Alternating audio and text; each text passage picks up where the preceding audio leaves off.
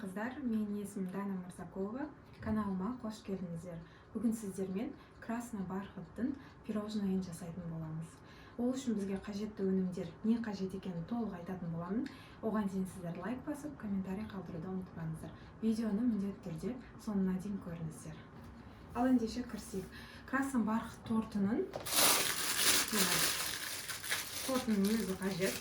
Мен торттың рецептісі менің каналымда видеода бар, соны көріп шықсаңыздар болады. Қазір тура сол торттың несін алдым, тестасын алдым. Қайшымен енді кесемін. Қыздар қараңыздар, кішкентай пирожныйды былайынан жасасаңыздар да болады. Міне былай жасасаңыздар да болады. Бірақ бұның бір минусы бар. Қандай минус? Яғни біреу үлкен болады, біреу кішкентай болады.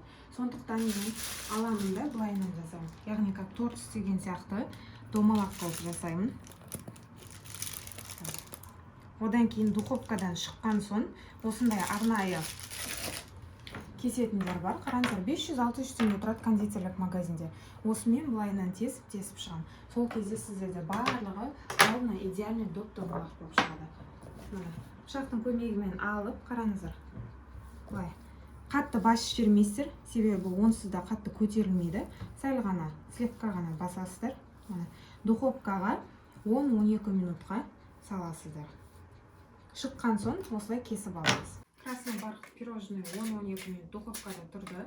Енді капсуламызды алып, қараңыздар, былай жайып шығамыз. Және де осымен, міне, просто былай басып кесіп шығасыздар. Қараңыздар.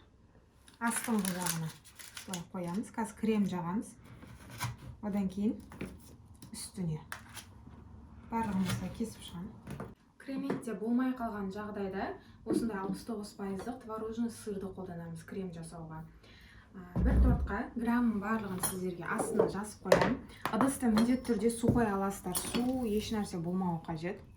Міндетті түрде су қой. Және де 1-2 сағат алдын ала шығарып қоймайсыздар. Крем жасайтын кезде салқын жерге жасайсыздар, духовканың қасына жасамайсыздар.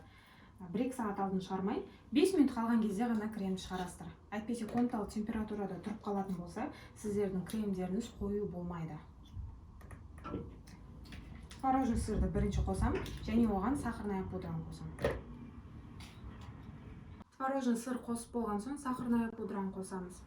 Сахарная пудра обычный пакетикте сатылады. Мен өзіме удобно болу үшін осылай құйып алғанмын. Ванилин қоссаңыздар да, қоспасаңыздар да болады. Біраз қасық ванилин қосам, дәмін келтіру мақсатында. Иісі күшті осы ванилиннің. Именно осы ванилинді алыңыздар, басқа обычный пакетиктегі бір 15-20 теңгелік ванилинді алмай қойыңыздар.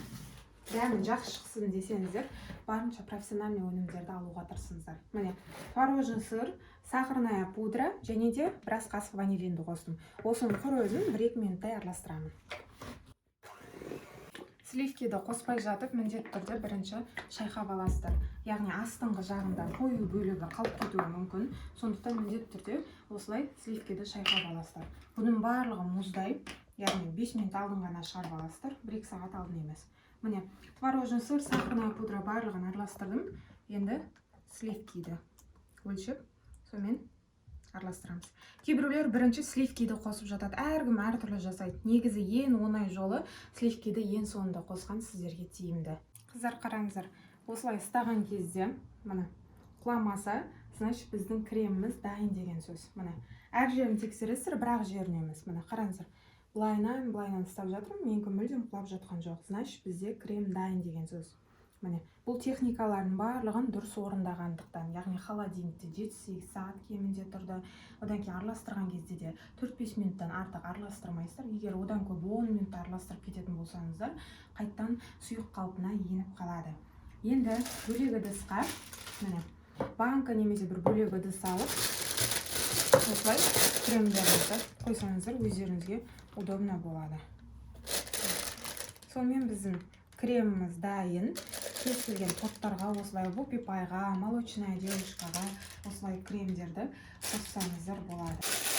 Кондитерский мешокты осындай банкаға немесе бір нәрсеге салып алсаңыздар, өздеріңізге удобно. Одан кейін номері 353, міне, 353 деп жазылып тұр.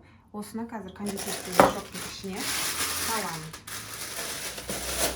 Осыған кремді салып, қазір жасайтын боламыз.